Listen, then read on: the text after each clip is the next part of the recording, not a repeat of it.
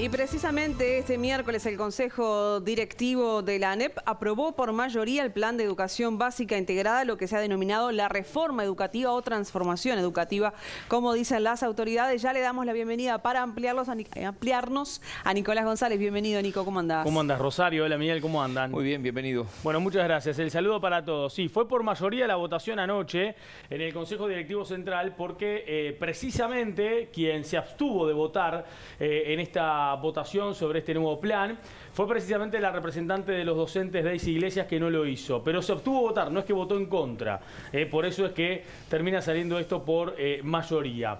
Vamos a explicar un poco de qué se trata este plan y fundamentalmente cuáles son los cambios que se originan. Por ejemplo, para empezar con el primer ejemplo, se crea el séptimo, el octavo y el noveno grado. Estamos hablando de que hoy normalmente en la educación primaria un niño va a la escuela, ingresa en primero de escuela, pasa a segundo, luego a tercero, a cuarto, a quinto y termina en sexto.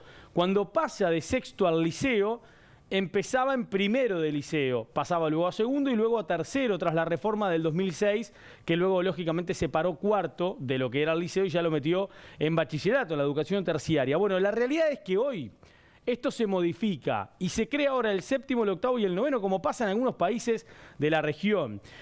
¿Qué significa? Que pasan al liceo de alguna forma, pasan a la UTU de alguna forma, pero ahora lo denominan una educación integral. Lo que se busca es que desde que el niño comienza a los 3 años, educación inicial, hasta los 15, todo sea un desarrollo continuo. Por eso es que se crea séptimo, octavo y noveno. Para poner un ejemplo, si su hijo está por terminar sexto de escuela y va a pasar al liceo, el próximo año no pasa a primero, pasa a séptimo, para tenerlo bien en cuenta y bien claro a esto. ¿Qué cambia? Bueno, según establece el documento de la ANEP que pudimos establecer hoy y podemos recoger hoy y acceder, se incorpora un nuevo marco curricular nacional que establece las 10 competencias generales que los estudiantes deberán desarrollar. Y acá están: dominio del pensamiento y la comunicación, en donde tiene que haber competencias en comunicación, en el pensamiento creativo, en el crítico, en el científico, en el computacional y también en la metacognitiva. Lo siguiente, por ejemplo, también que se establece en las competencias generales, la siguiente imagen, por favor, tiene que ver con el relacionamiento y la acción, lo intrapersonal, la iniciativa y la orientación a la acción, la relación con los otros, ciudadanía local, global y también digital. Plan de educación básica integrada. Te metiste en el baile, explícanos de qué se trata. Bueno, vamos a explicar ahora cómo se divide esto, porque se utilizan 3 ciclos. Y vamos a compartir con ustedes la siguiente imagen para poder explicar de alguna forma los ciclos de qué se tratan. Acá está, vean ustedes. El ciclo 1 es el tramo 1 de 3 a 5 años. El tramo 2 es los primeros 2 años de inicial, primero y segundo. El ciclo 2, tramo 3, de tercero a cuarto. Tramo 4, de quinto a sexto, cuando termina la escuela. El ciclo 3, ya cuando comienza lo nuevo. Séptimo, octavo para el tramo 5 y noveno en el caso del tramo 6. De esta manera el plan consta de estos 3 grandes ciclos que componen con, como decíamos, con educación inicial en el primer tramo y un segundo tramo que contiene a primero y segundo de escuela. El segundo ciclo, acá lo vemos, abarca por una parte tercero y cuarto de escuela y por otra parte quinto y sexto. En tanto, el tercer ciclo y último ciclo agrupa al séptimo, el octavo y el noveno. De esta forma, además de mantener una continuidad educativa, lo que busca la ANEP es modificar los criterios de repetición, que el escolar solo podrá repetir al finalizar un ciclo o un tramo. Por ejemplo, el niño ya no va a repetir primer año de escuela. Para poner un ejemplo, en un año. En caso de que el estudiante no alcance los objetivos trazados, se le va a brindar apoyo y tutorías. A su vez, se evalúa que no haya calificaciones todos los años, sino al finalizar un tramo educativo. O sea, no primero de escuela, sino a partir de primero y segundo de escuela, o sea, los 2 primeros tramos, para tener una idea. Además de agregarse nuevas asignaturas y talleres que lógicamente más adelante le vamos a terminar de complementar. ¿Qué decía hoy Robert Silva en la conferencia de prensa que brindó sobre el mediodía en el Codicen? Estuvimos en vivo allí con Lucía Betancourt sobre la reforma, sobre los cambios. Lo escuchamos. Primero se aprobó un marco curricular nacional comprensivo de todos los niveles educativos, inicial, primaria, secundaria, UTU, que establece competencias generales y un perfil de egreso de la educación obligatoria. Luego vinieron las progresiones de aprendizajes, cómo se desarrollan esas competencias durante el ciclo, y ahora es la aprobación preliminar, porque esto tiene que ir a los grupos de discusión y luego ir a la TD, de un nuevo plan. Aprendizajes fundamentales, componente técnico-tecnológico y la autonomía curricular. Aquello que, para hablarlo sencillo, los talleres optativos que van a existir, en donde el estudiante va a poder conformar parte de su aprendizaje, ser parte, involucrarse mayormente en el mismo. En los ciclos se procuró que las distintas asignaturas no pierdan horas. O se procuró también que en vez de ser una asignatura va a ser un taller y los docentes que van a estar habilitados al taller son los que antes estaban en la asignatura. Aquí siempre se procuró atender esa situación, incluso secundaria va a tener 2 horas más de las que tenía habitualmente. Esta es la propuesta preliminar que estamos manejando. ¿Y hay nuevas materias, Nico, en lo que tiene que ver con la educación media en estos 3 años que mencionabas? Sí, vamos a repasar las siguientes imágenes con las materias que se generan en el tercer ciclo y que tiene que ver con séptimo, con octavo y con noveno. Vamos a empezar en el séptimo grado. Repito que cuando hablamos de séptimo grado, para que a la gente le quede claro, estamos hablando del primero del liceo actual. Esto se va a modificar aparentemente, si se pone en práctica como establecen las autoridades o como por lo menos lo pretenden, a partir del 2023. ¿Qué se crea? Se crea ciencias ambientales, se crea arte con énfasis en artes plásticas y ciencias de la computación con énfasis en la alfabetización digital. Esto, repito, en séptimo grado. En octavo, al año siguiente, lo que hoy es el segundo de liceo. Vamos a las asignaturas de octavo, por favor. Señor director, acá está lo que se va a crear en cuanto a asignaturas en octavo grado, que es la siguiente imagen, ahí está. Introducción a las ciencias, arte con énfasis en la música, ciencias de la comunicación con énfasis en tecnologías digitales y espacio de desarrollo personal. Y en el noveno grado, lo que hoy es tercero de liceo, comunicación y sociedad, mundo contemporáneo, formación de la ciudadanía y ciencias de la computación con énfasis en programación. Esto es entonces lo que se crea. Los representantes de los docentes, como le decíamos en el Consejo Directivo Central de la ANEP anoche cuando se puso a consideración este nuevo plan, este nuevo programa, se abstuvieron de votar. Lo que dice Daisy Iglesias, que hoy también estuvo hablando con Lucía Betancourt sobre el mediodía, es que de alguna forma todavía falta conocer el contenido definitivo del programa, porque todavía faltan etapas por quemar en cuanto a la negociación y en cuanto al diálogo que se tiene que dar fundamentalmente con los actores principales, que son en este caso los maestros y los profesores. También los sindicatos, ni que hablar. Bueno, hay un tema que es importante para Daisy Iglesias, es que por lo menos se lograron algunos avances y algunos cambios con respecto a cómo estaba el plan inicial cuando comenzó a dialogarse a comienzos de año. Pero vamos a escucharla puntualmente a propósito de algunas situaciones que por lo menos le llaman la atención. Porque dentro de estas modificaciones que recién veíamos y dentro de la creación de nuevas asignaturas, por ejemplo, a Daisy Iglesias le llama la atención que cuando estamos ante un mundo cada vez más tecnológico y de avance en la tecnología, cuando se habla de lo que hoy es informática y se habla de lo que en el futuro van a ser una materia de tecnología, en realidad hay menos horas. La educación va a seguir en un tramo de educación primaria, de 4 años a sexto obligatorio y 3 años en proceso, y luego el séptimo, octavo y noveno, que es el símil, se va a dictar en los liceos, con los profesores de secundaria, con las disciplinas que aparecen, las cargas horarias no han cambiado tanto, se va a dictar en secundaria con estos nuevos espacios que se rotula, bueno, espacio personal social, espacio matemáticos científico, pero que tienen las disciplinas dentro. Para poder tener una visión definitiva, tenemos que terminar de ver el proceso. No olviden que en lo personal yo planteé una objeción académica.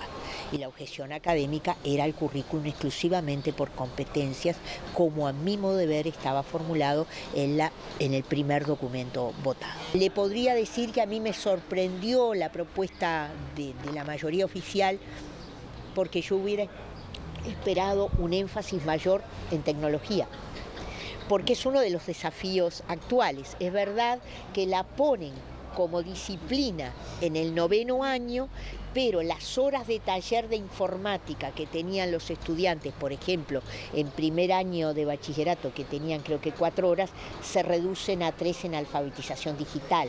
O sea que allí también hay un puzzle de horas donde se saca de un lado y se agrega del otro, pero no vi un énfasis tan grande en tecnología. Bien, igual te deja pensando como una integrante del Consejo Directivo Central de la Administración Nacional de la Educación Pública, no tiene ni idea de lo que presentaron hoy. En realidad todavía falta el terminar de establecer el programa, ¿no? Está claro, pero digo, se presenta algo que los mismos consejeros no votan porque no dicen que no tienen pleno conocimiento, y le creo a Daisy Iglesias, obviamente, ¿no?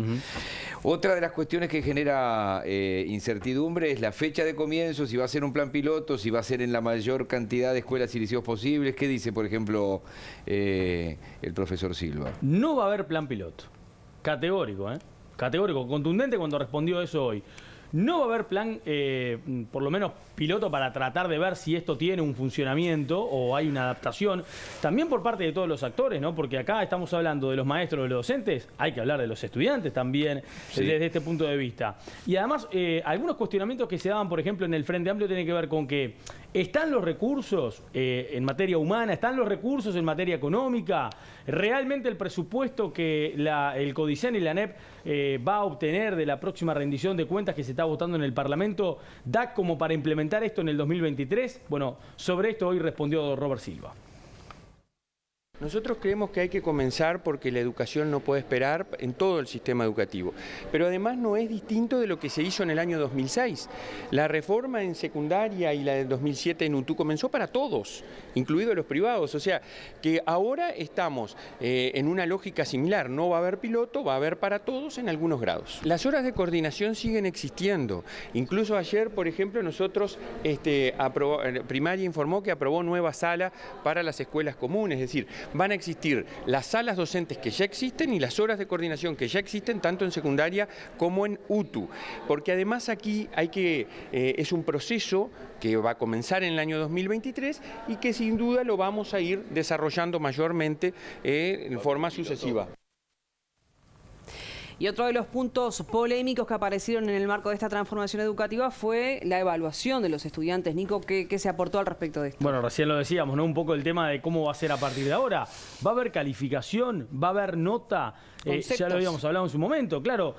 Por ejemplo, en la escuela, uno cuando viene el boletín, espera un muy bueno, un muy bueno, un sobresaliente. En el liceo, hoy en el liceo, en primero, en segundo, en tercero, de liceo hoy, uno tiene un 6, un 8, un 10, un 12. Bueno, ¿qué pasa a partir de ahora? ¿Cuál es la evaluación que están haciendo? Todavía no hay una definición, esto todavía hay que seguir discutiéndolo. ¿Va a haber calificaciones cada 2 meses por lo menos con nota o con números? ¿O va a haber tipo lo que hoy pasa en una observación, una especie de definición, de frase, de contexto? ¿Qué va a pasar también con, claro, qué va a pasar con las repeticiones? ¿Qué va a pasar con las repeticiones? Bueno, recién les decíamos, se está en los ciclos dividiendo por tramos de 2 años y no por 1. Entonces lo que se pretende es que si va a haber un niño que pueda llegar a repetir o un liceal que pueda llegar a repetir, bueno, tal vez no por el primer año, sino tal vez por el contexto de los 2 años, con temas de apoyos y demás. Sobre esto también habló Robert Silva hoy. El tema de la evaluación todavía es un próximo paso que vamos a dar, pero aquí sí creo que hay una realidad que nosotros decimos, no es que vayamos a eliminar la repetición, pero hay que acompañar el desarrollo cognitivo del niño o del joven que capaz que no logra todo lo que se espera que logre en un año y sí lo logra en el siguiente, con acompañamiento, con tutorías, que es también lo que establece esta nueva propuesta. Dar más tiempo como para que recupere en definitiva los conocimientos. Acompañar su desarrollo integral, que es lo que hoy no pasa. Hoy muchas veces tenemos al niño o al joven y lo consideramos en un año lectivo y en ese año quizás no tuvo todas las posibilidades, tuvo situaciones personales o tuvo situaciones propias del aprendizaje, que quizás con acompañamiento puede lograr lo esperado el año siguiente. Creo que esa es un poco la lógica de trabajar con mucho mayor diálogo en la interna de la educación básica, como es lo que vamos a establecer en el país. Vamos sumando voces, los sindicatos, por ejemplo. Bueno, sí, vamos a escuchar a la Federación Nacional de Profesores de Educación Secundaria. Hoy Martín Ribeiro, nuestro compañero, habló con Emiliano Mandasen.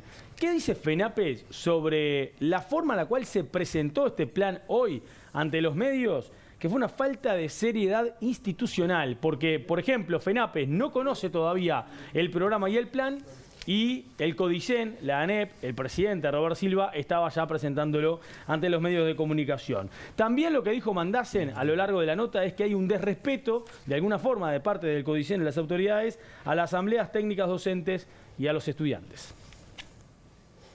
Cerca de lo que anunciaron, esto parece más una reformulación o una lavada de cara que otra cosa. No obstante, preocupa en forma muy importante la falta de seriedad institucional. Primero, largar un documento de esto filtrado a la prensa antes de convocar a los espacios correspondientes para ser valorado cuando esto afecta las condiciones de trabajo y el acceso al trabajo, por ende había que haber convocado espacios de negociación colectiva. Lo segundo, largar un documento de esto sin los correlatos de los planes y programas, donde se diga qué se va a dar en cada espacio de esos y en cada asignatura, también es poco serio y revela nuevamente que las jerarquías de la educación poco les interesa realmente debatir sobre los aprendizajes de los estudiantes, sobre sus procesos de acceso al conocimiento. Lo que les preocupa es presentar algo a como de lugar, sin tiempo, en una forma bastante cuestionable, y nos parece que no colabora que se dé un debate de fondo realmente sobre el sentido de la educación y para qué queremos educar. Hay un desrespeto profundo a las asambleas técnico-docentes, un desrespeto a los estudiantes. Creo que están muy desorientados y lógicamente se tienen que abrazar a esa bandera aunque el barco se esté cayendo, porque de alguna manera tienen un problema serio. Prometieron en campañas cosas que no las pueden llevar adelante porque, entre otras cosas, no quieren dialogar democráticamente, pero además de todo no tienen vocación de hacerlo, pero tampoco tienen las correlaciones de fuerza que necesitan.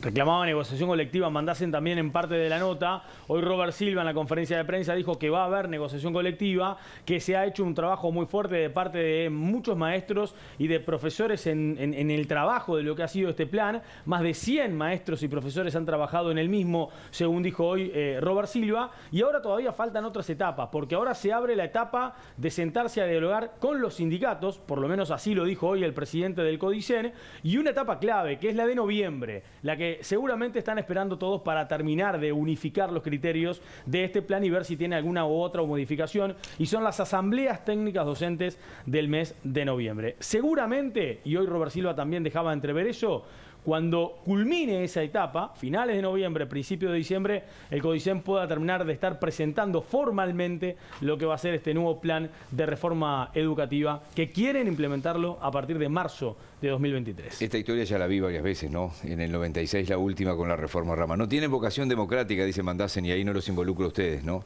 Y agarraron a pedradas y hasta le rompieron un vidrio al presidente del CODICEN en el cerro, ¿no? Eran sindicatos de la enseñanza, quedó identificada la persona así. Agarran a pedradas, no lo dejaban hablar. Le pegaron a un compañero nuestro un palazo en la cabeza, que estaba con la cámara. ¿Sigo o no? No, gracias, Nico. Que pasen bien, buenas noches.